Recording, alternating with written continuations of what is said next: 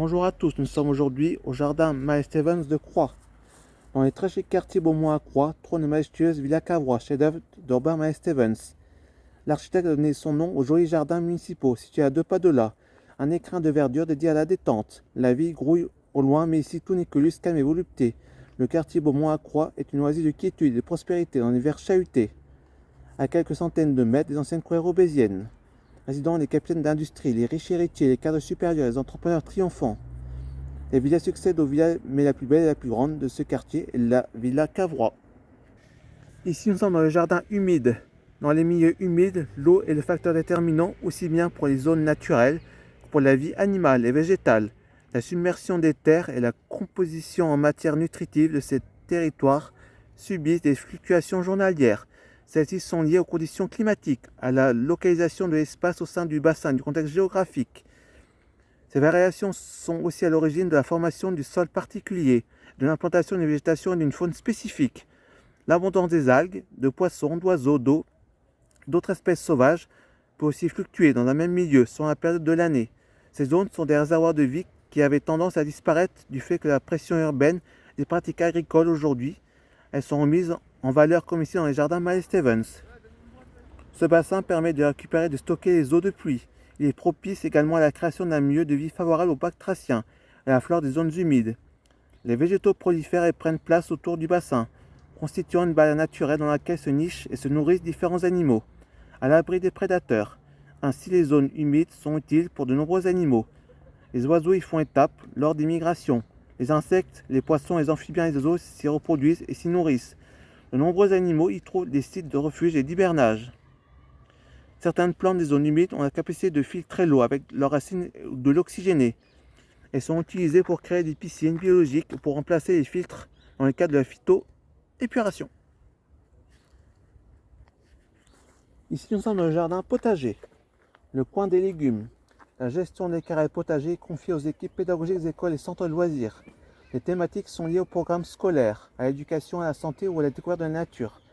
La terre est vivante et le sol est un milieu riche en micro-organismes, champignons, insectes, bactéries. La vie est différente en fonction de la profondeur. La zone la plus riche étant les 20 premiers centimètres. Il est important de ne pas retourner la terre trop profondément lors du baissage.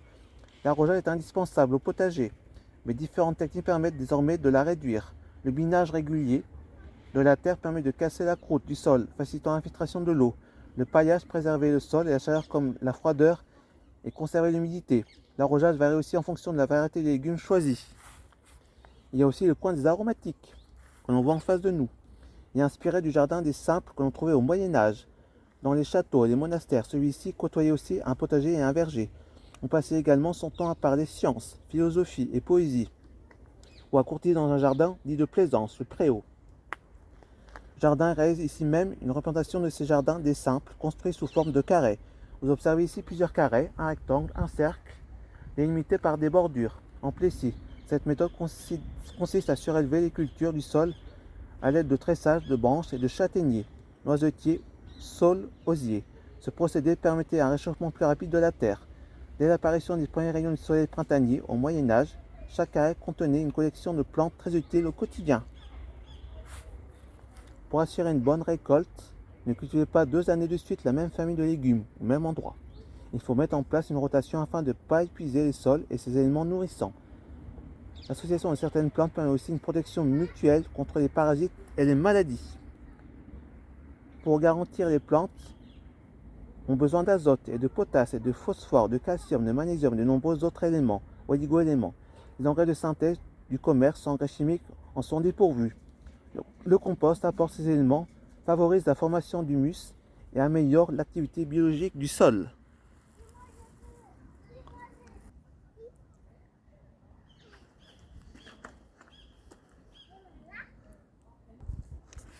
Nous sommes ici au jardin agricole.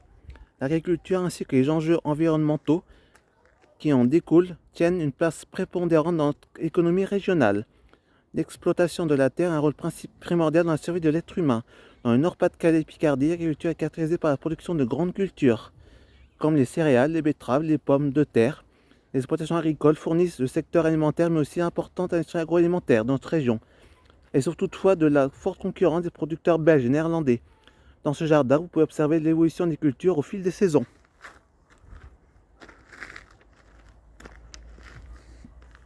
Les céréales.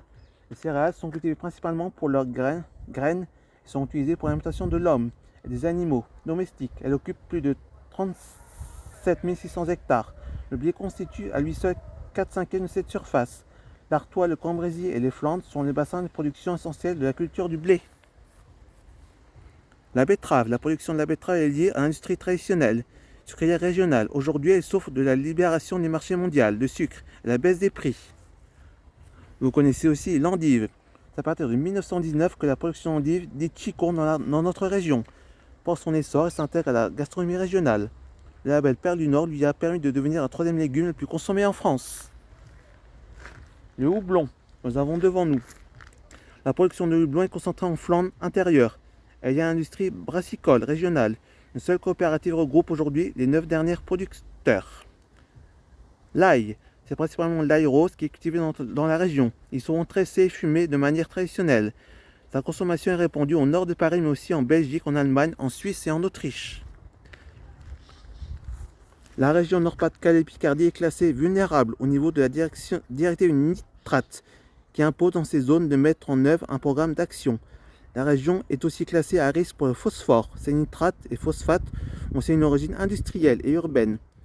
Ces problématiques font l'objet d'autres directives et programmes avec le concours de l'Agence de l'eau pour tenter de bénéficier d'une meilleure situation écologique.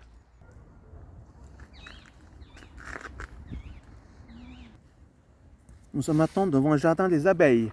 Depuis toujours, les abeilles fascinent les hommes. Ce sont des insectes vivants en essaim pouvant compter plus de 60 000 individus. Toutes ces abeilles sont les filles stériles d'une seule d'entre elles, la reine. En mai-juin, celle-ci peut pondre jusqu'à 2000 œufs par jour. Après les stades de larves puis de nymphes, les ouvrières naîtront 21 jours plus tard.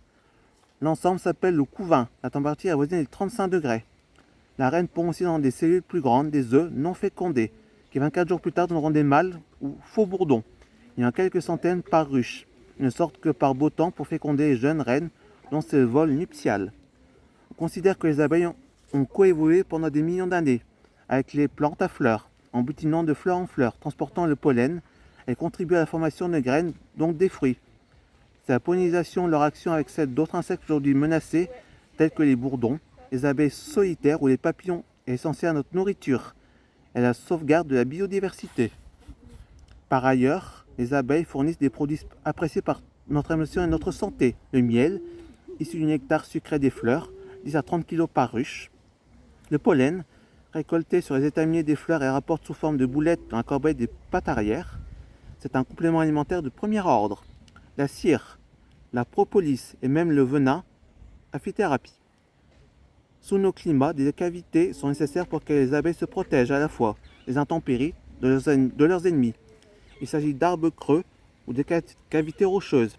Les abeilles y accrochent leurs rayons de cire et qu'elles sécrètent puis façonnent en alvéoles hexagonales contenant leurs provisions, miel, pollen, et les larves, couvains. Au cours des temps, selon les régions, les hommes leur ont confectionné différents modèles de ruches, compromis entre l'optimum vital des abeilles et la communauté de leur élevage. Le jardin Miles Stevens a été ouvert en avril 2016 sur un terrain de 2,5 hectares. Il offre aux amateurs de tranquillité et de verdure un parfait théâtre de zénitude. On y trouve un amphithéâtre engazonné, des jeux pour enfants, des jardins thématiques, comme j'ai parlé tout à l'heure, agricoles, potagers aquatiques, mellifères, des structures originales en bois, un mini-verger, une prairie fleurie, un pavillon capable d'accueillir des expositions. Dans le jardin Miles Stevens, on se promène comme dans un labyrinthe. On flâne, on s'allonge pour dévorer un bon bouquin, pour pratiquer le qigong. Le lieu est calme, propre, reposant, et s'y viennent se ressourcer les visiteurs de la Villa Cavrois. Les familles des villes alentours qui préfèrent ce relatif petit écrin de verdure préservé du grand parvabio voisin. Certes commode et agréable, mais davantage exposé à la végétation. Bref, déambuler dans le jardin Miles Stevens, c'est l'assurance. Cette pierre provient d'une carrière de marque.